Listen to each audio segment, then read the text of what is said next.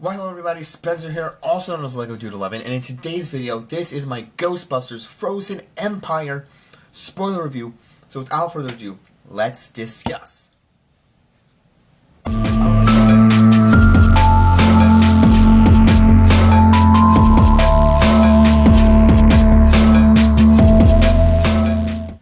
Alrighty guys, so as I just mentioned, this is my Ghostbusters Frozen Empire spoiler review.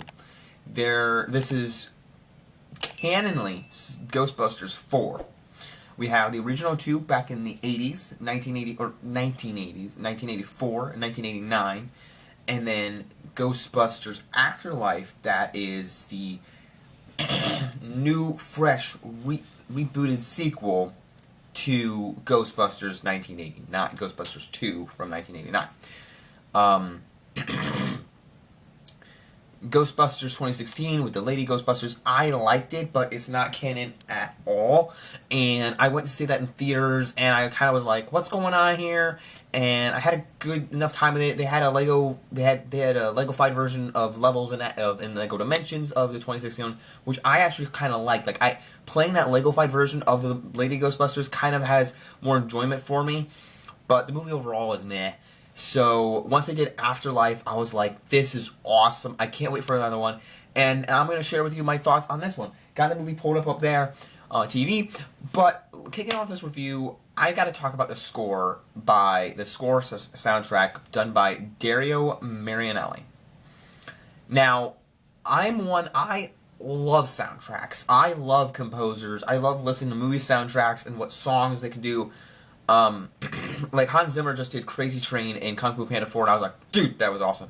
So this soundtrack, I was quite excited for because I love the soundtrack in Afterlife, where Rob Simonson did a great job at taking the Ghostbusters elements, original Ghostbusters soundtrack, and making it fresh and new, and using those old motifs. Like there's a sequence, a track called Lab Partners in the Ghostbusters Afterlife that's exactly like the motif in the original Ghostbusters, was like the piano dun dun dun dun dun dun dun dun dun dun, and it's great. And they use it a few times in Frozen Empire, but whatever. Like I've been watching. I was watching like the entire movie, right? And I didn't zone out once, right? But this movie, and I'll talk about like the the scenes in a minute. But I felt like it was a great soundtrack. But I didn't feel like it fit the Ghostbusters movie. It felt like it fit like a random action-packed movie. And not that that's bad. I'm not trying to be negative already, but I'm trying to say like it didn't. I don't know. Maybe I need to watch the movie again because I really liked the movie. I really did, and I'm going to elaborate more like what I liked and disliked. But it felt like it goes back to my critique on Guardians of the Galaxy 3, where it feels like they didn't use the same composer for the first two movies, and it feels like a disjointed movie. So that's my comparison there. But I did like the soundtrack. I did like this movie. So from there, let's go onwards. The characters, I'm a fan of the characters, old and new. We have I'm trying to feel like we have a new villain, which I'll get to in a minute. But we have the old Ghostbusters. We have Ernie Hudson, Winston. We have Dan Aykroyd as Ray Stantz. We have Bill Murray as Peter Venkman, and just see them as great. And we have Annie Potts back as the woman. I forget what her name is. I should know what her name is, but all I can think about is Annie Potts is Meemaw from Young Sheldon. But I like her character on screen. Oh, Melanie. That's her name. And there's this new character. Lucky's back. Finn Wolfhard's back. Lucky, the girlfriend. I thought they were kind of dating, but I don't know. They're kind of interested in each other, like Lucky. And then what's her face? McKenna Grace is Phoebe's back, and the mom Paul Rudd's back. Paul Rudd and Carrie Coon, the mom, have a little bit. They're interested in each other, and I won't spoil the end. I'll get to that later. I know this is a spoiler review, but I'll get to the heart. There's a good bit of heart in this film, and there's this new character called Lars Pinfield, who is a worker of like the Ghostbusters firehouse. Like he's with Winston, the black guy who the original Ghostbusters. He's working with him. He helps take care of the firehouse, the area, and the mayor, the dickwad, is back from the original Ghostbusters, like the red hair guy, that bearded dude, and he's back and he's trying to put the Ghostbusters out of business. And I found it really interesting that he's back as the mayor, and what he's trying to do is shut them down. Like he said, like there's no eyewitnesses, but yet they're doing all these things. All the people are seeing. It reminds me a lot about The Incredibles, right? They're doing these things for the good of the town, trying to save things, doing good. And it's like, but see everybody, like look at what good they're doing, and it's like, and he's just like, no, they're just evil, kind of like J. Jonah Jameson, like no, like it's a menace, almost like that. But I really quite like the, I didn't like the character. I don't like, he's a dickwad mayor, but, and then Phoebe's like, she's 15. So they can't have her doing all this stuff because she's a minor. So she has a little bit of frustration there that the parents, or the mom and Paul Rudd, don't respect what she's doing. And then,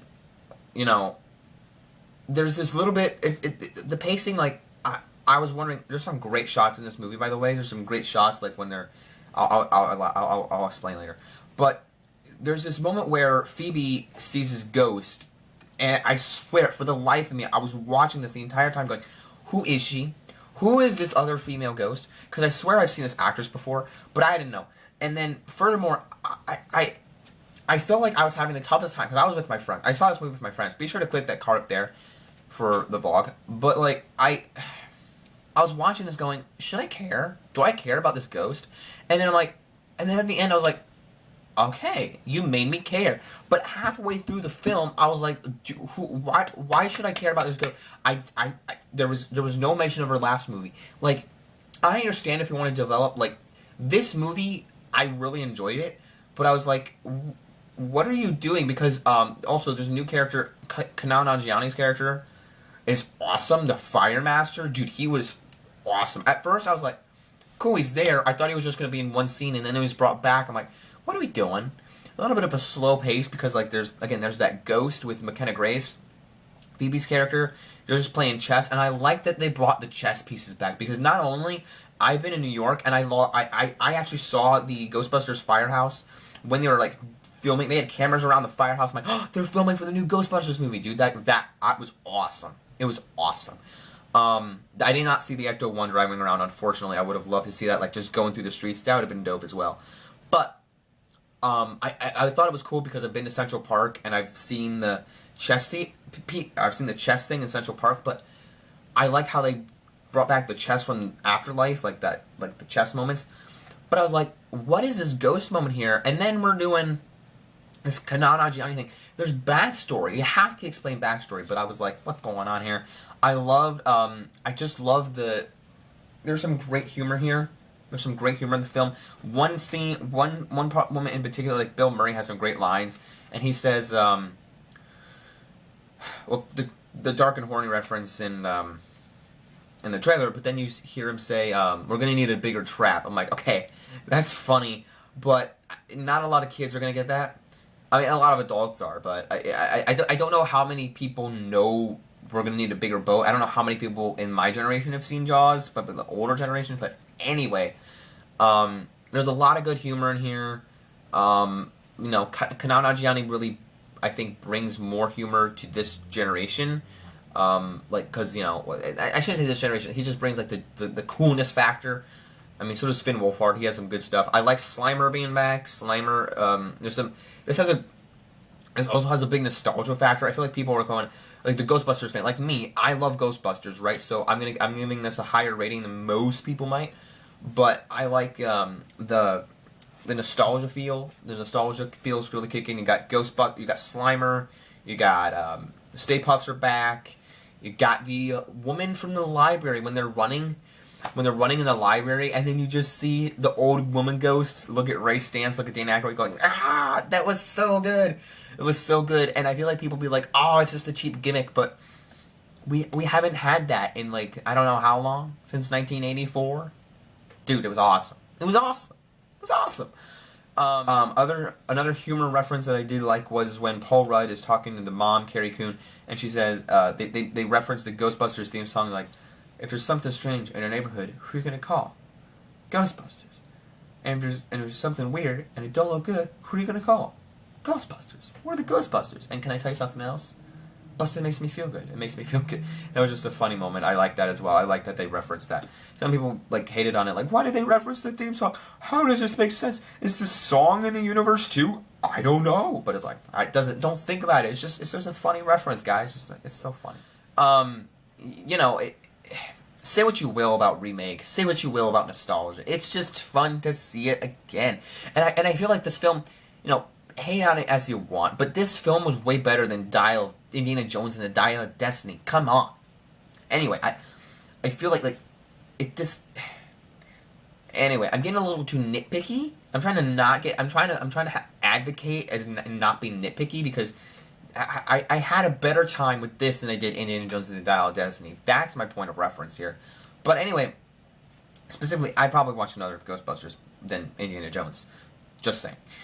Anyway, like I said, there's some interesting pacing here, because I feel like Afterlife, not the first one, Afterlife was like a good mix of like a slow build to action. Like, there was minimal action, but like, I don't know, I was expecting, I don't know what I was expecting.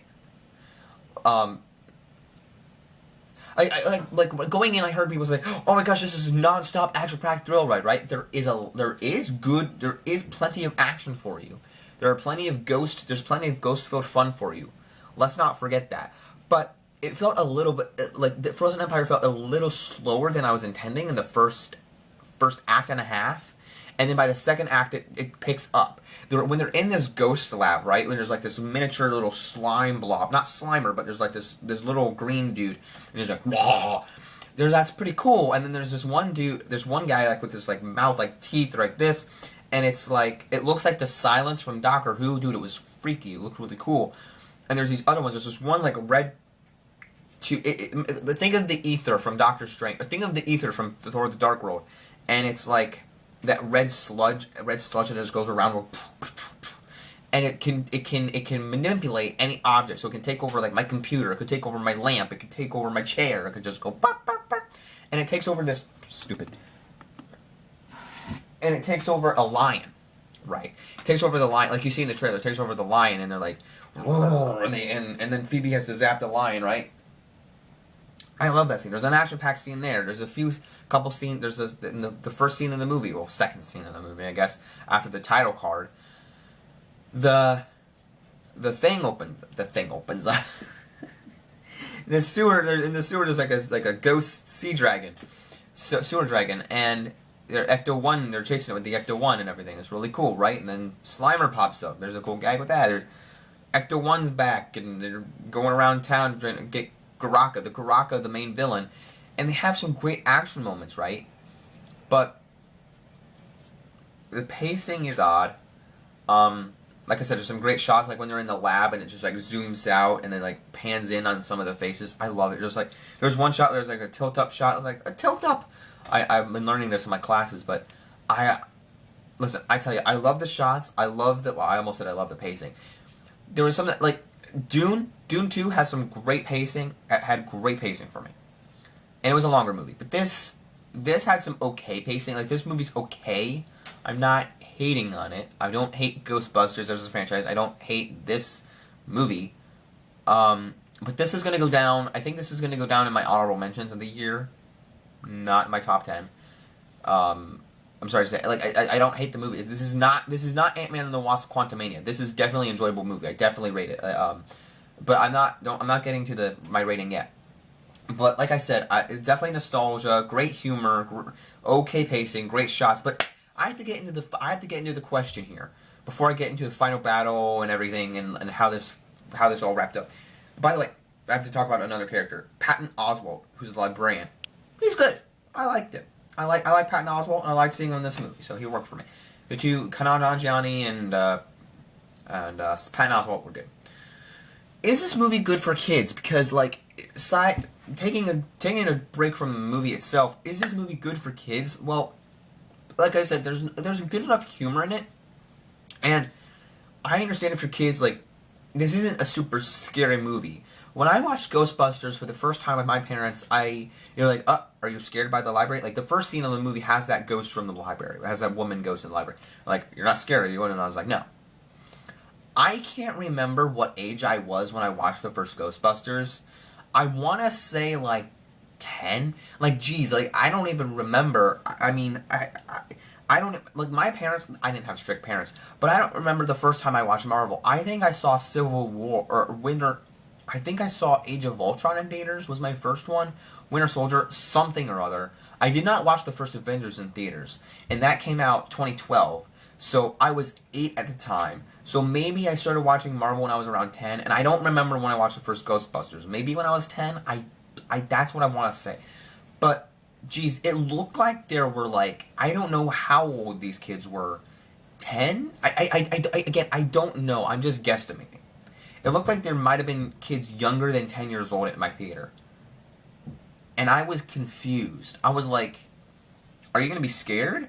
And like, they play, like, these PG-13 trailers, right? And they say swear words. But then they were saying, like, swear words.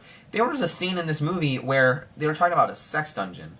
Which, I understand, like, it wasn't out of pocket, but it felt like, okay, did they intend this movie to be rated for kids, or are people bringing their children in because they're like, hey, Ghostbusters, what can go wrong? And then they're talking about a sex dungeon. I'm like, okay, what's going on here?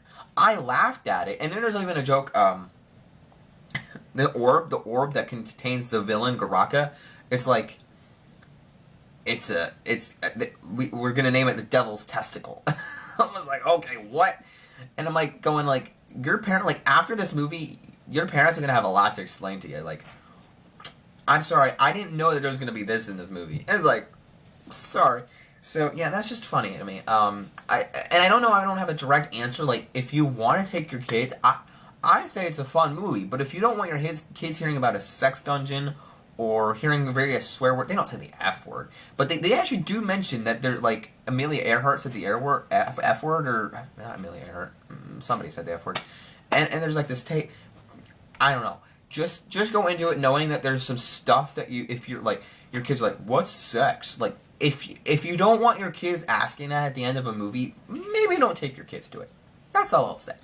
So anyway, the final battle, the ending, the way this all works. Let me tell you how this film works, guys. There's these people called Ghostbusters, right? And they bust the final ghost at the end. No, Garaka has been around. There's this ancient text. This ancient Sanskrit, I guess, and it's been around. Just ancient language. It's been around for generations, and there's this orb, and it contains like this creature named Goraka, and he has these horns, and an ice-like creature can just freeze the entire town, entire city, entire everything.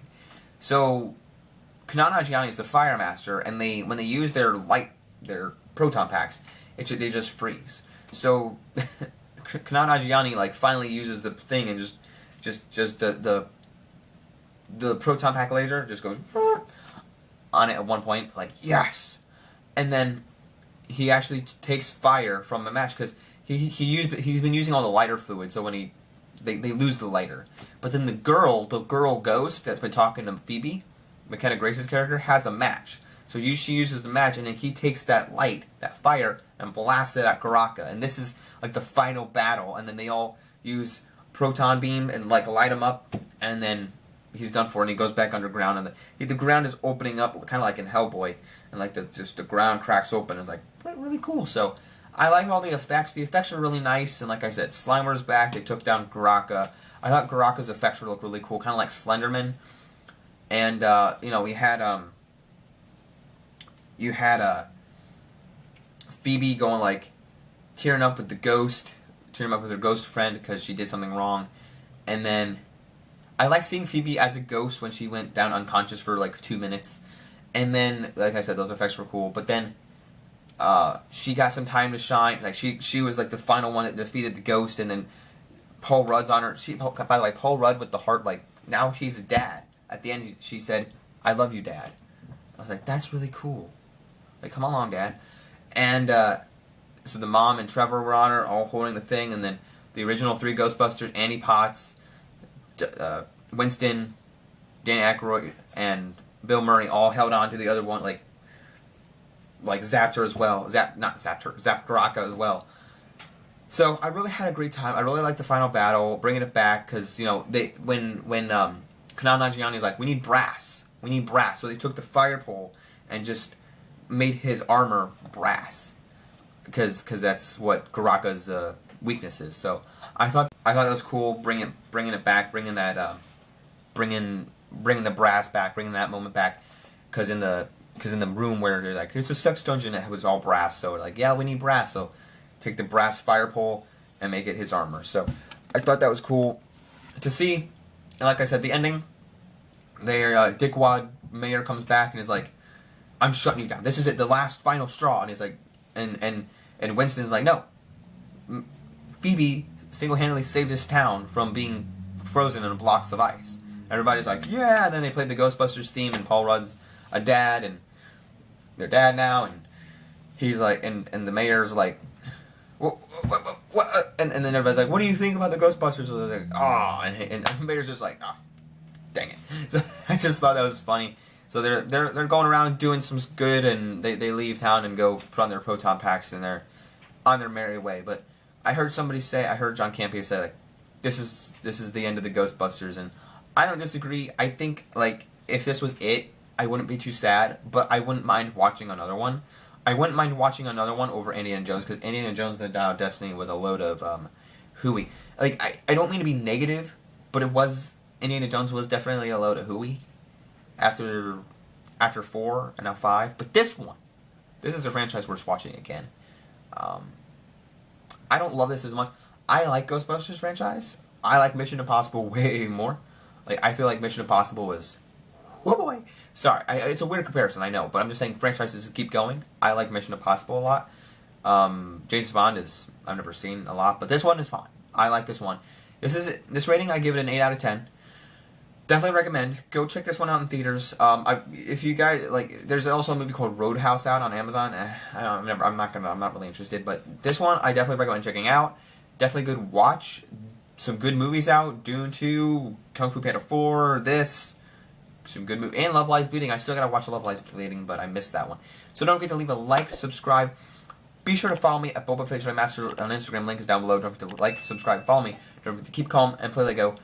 Watch stuff. Peace out, everyone. Bye.